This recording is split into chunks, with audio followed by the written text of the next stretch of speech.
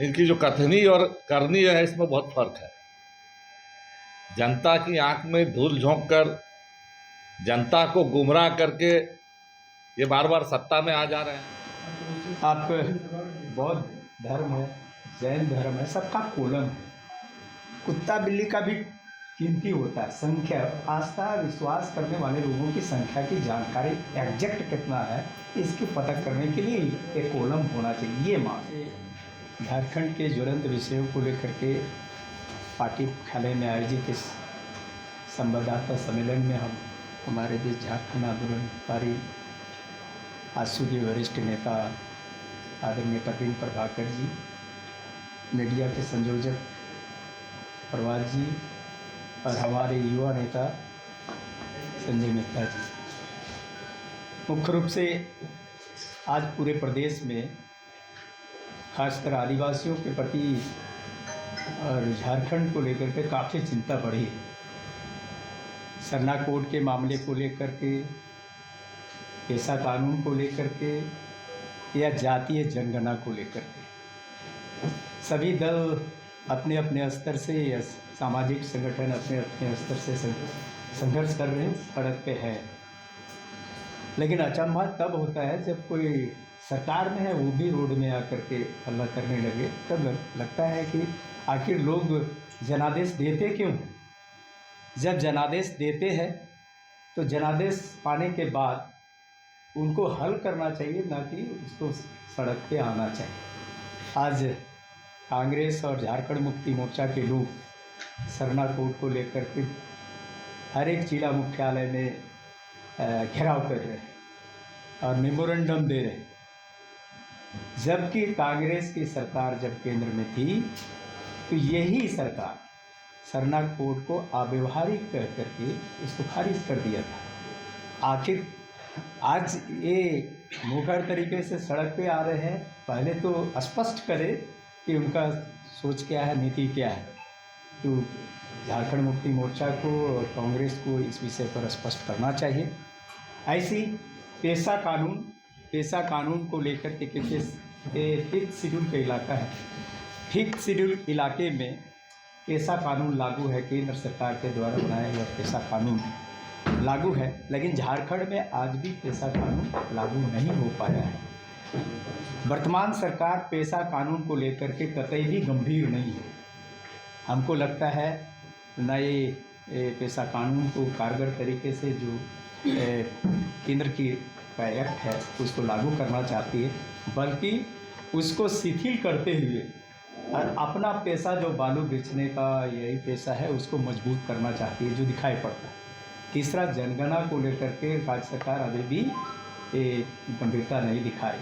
AJSU party जातीय जनगणना को लेकर के मुखर तरीके से इस बात को हमेशा से आवाज़ उठाती रही है, क्योंकि ये मानना है कि जनगणना के माध्यम से हम यहाँ के आबादी को स्पष्ट रूप से जान सकेंगे, उनकी योजनाओं के संदर्भ में भी विस्तार से हम लोग ये कर सकेंगे।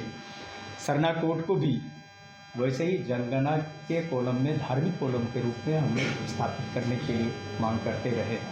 लेकिन अभी जो सिचुएशन बना है, सभी पार्टी अलग अलग तरीके से इस बात को रख रहे हैं, लेकिन उनको स्पष्ट करना होगा कि वर्तमान में वो लोग क्या चाहते हैं। सिर्फ इनकी जो कथनी और करनी है इसमें बहुत फर्क है।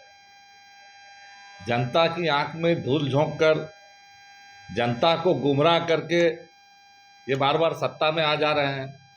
लेकिन जो चुनाव के समय जो ये बात करते हैं, चाहे 2019 के चुनाव में इन्होंने जो वायदा किया या 2024 के चुनाव में जो बातें कही, अगर हम पलट कर देखते हैं तो पिछले 5-5.5 साल का जो इनका जो ब्यौरा है, ये सीधा सीधी जनता को ये धोखा देने का काम कर रहे हैं, बरगलाने का काम कर रहे हैं। हमारा आजसू पार्टी का कहना है कि कांग्रेस और झारखंड मुक्ति मोर्चा जनता की आंखों में धूल झोंकना बंद करे, जनता को बरगलाना बंद करे और एक स्पष्टवादी नीति के साथ अपना रुख को स्पष्ट करने का काम करे कि आखिर पेशा कानून के संबंध में उसका क्या स्टैंड है, क्या उसका रुख है, इसको स्पष्ट करें। क्योंकि लगातार इस संबंध में जनता को भ्रम में रखने का काम किया जा रहा है। इसी ढंग से जब सरना कोड की बात हम करते हैं तो 11 फरवरी 2014 का एक आधिकारिक वक्तव्य है केंद्रीय आदिवासी कल्याण मंत्री का, मनमोहन सरकार के आदिवासी कल्याण मंत्री का, कि सरना कोड को उन्होंने अव्यवहारिक बता दिया, खारिज कर दिया, रिजेक्ट कर दिया। और आज फिर घूम फिर कर वो इस पर जनता को बरगलाने का काम कर रहे हैं, जबकि आजसू पार्टी का क्लियर स्टैंड है सरना कोड के समर्थन में। सरना धर्म को मान्यता देने के संबंध में हमारा पहले से क्लियर स्टैंड है, लेकिन ये लोग एक तरफ अपनी नीतियों में, अपनी सरकारी नीतियों में उस चीज को खारिज करते हैं और दूसरी तरफ सड़क पर उतरकर जनता को कहीं ना कहीं आग धूल झोंकने का काम करते हैं।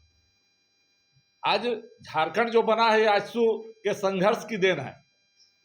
आजसू ने जो 86 से 2000 तक जो संघर्ष चलाया, समझौता विहीन संघर्ष चलाया, और 1989 में पहली वार्ता आजसू के साथ हुई केंद्र सरकार की, और 1999 में फिर केंद्रीय गृह मंत्री के साथ फिर वार्ता हुई आजसू की, और उसके बाद झारखंड बना। लेकिन कांग्रेस झामुमो ने बार बार झारखंड की जनता को छलने का काम किया। 1993 में हम देखते हैं कि झारखंड आंदोलन की सौदेबाजी करके झारखंड राज्य को बनने से रोका गया। यही कांग्रेस का चरित्र है। 1963 में हमने यही चरित्र देखा, 93 में यही चरित्र देखा, और आज भी यही चरित्र देख रहे हैं कि कांग्रेस जब तक इस सरकार में शामिल है तब तक आदिवासी के साथ कोई न्याय नहीं होने वाला है, किसी वंचित शोषित जनता के साथ कोई न्याय नहीं होने वाला है। हम ऐसा कर भी नहीं सकते हैं, क्योंकि कांग्रेस का जो चरित्र रहा है वो आदिवासियों को धोखा देने का, झारखंड की जनता को धोखा देने का ये चरित्र रहा है। आजसू पार्टी चाहती है कि झारखंड के आगे नवनिर्माण में हम जनता के साथ कदम मिलाकर आगे चलें, और जो एक विकसित झारखंड का हमारा सपना है, जो आदिवासी के साथ न्याय हो, दलित के साथ न्याय हो, जो पिछड़ी आबादी है उसके साथ न्याय हो, जो शोषित वंचित है अल्पसंख्यक है उनके साथ न्याय हो, महिलाओं का सशक्तिकरण हो, इन सारे मुद्दों के साथ हम इस सरकार को चारों ओर से पर्दाफाश करने जा रहे हैं और इसको घेरने का हम तैयारी करने जा रहे हैं। नेता ने अभी आप लोगों के समक्ष सरना धर्म कोड, पेशा कानून, जातीय जनगणना और झारखंड के विभिन्न पहलुओं पर अपने विषयों को रखा है। इस विषय को मैं विस्तार से बढ़ाते हुए ये कहना चाहता हूँ मीडिया के साथियों को कि इस वक्त झारखंड में जो सरकार है, जो दल राजनीतिक सत्ता के केंद्र में है, वो इस वक्त सड़क पर उतरकर सरना धर्म कोड की मांग कर रहे हैं। लेकिन इस सरकार से मैं ये सवाल पूछना चाहता हूँ कि जब हाईकोर्ट ने ये कहा था कि पेशा कानून को लागू करो, और 2 महीने के भीतर पेशा कानून को लागू करने का आदेश हाईकोर्ट ने दिया था, उसके बावजूद भी आज तक झारखंड के अंदर पेशा कानून को लागू नहीं किया गया। अब मैं पेशा कानून और सरना धर्म कोड को जोड़ते हुए एक विषय पर ध्यान केंद्रित कराना चाहता हूँ। पेशा कानून ये कहती है कि ग्राम सभा में हम शक्ति को केंद्रित करेंगे, ग्राम सभा को शक्ति दी जाती है। और आप सब जानते हैं कि जब इस देश के अंदर संविधान का 73वां संशोधन हुआ था, उसके बाद एक बहुत जोर से आवाज़ उठी थी कि इस देश के जो 5वीं अनुसूची के राज्य हैं, उन राज्यों में क्या पंचायती राज अधिनियम उसी तरीके से लागू होगा या इसको लेकर के कुछ विशेष प्रावधान किए जाएंगे। और उसके बाद इस देश में दिलीप सिंह भूरिया की कमेटी बनी थी, कमेटी ने रिकमेंडेशन दिया था, और कमेटी ने साफ तौर पर यह कहा था कि 5वीं अनुसूची के क्षेत्रों में जब हमें कुछ लागू करना है तो पेशा को 1996 में जब एक कानून का स्वरूप दिया गया तो उसमें यह कहा गया था कि सरकार एक गाइड की भूमिका में होगी, सरकार एक संरक्षण देने वाली की भूमिका में होगी, लेकिन मूल शक्ति जो है वो ग्राम सभा के अंदर होगी। अब ग्राम सभा से हमारी परंपरा, हमारी रीति रिवाज, हमारी खनिज संपदा, हमारी वन संपदा सब कुछ संरक्षित रहती है, और सारी संपदा का जो अधिकार है वो ग्राम सभा को केंद्रित करके दे दिया जाता है।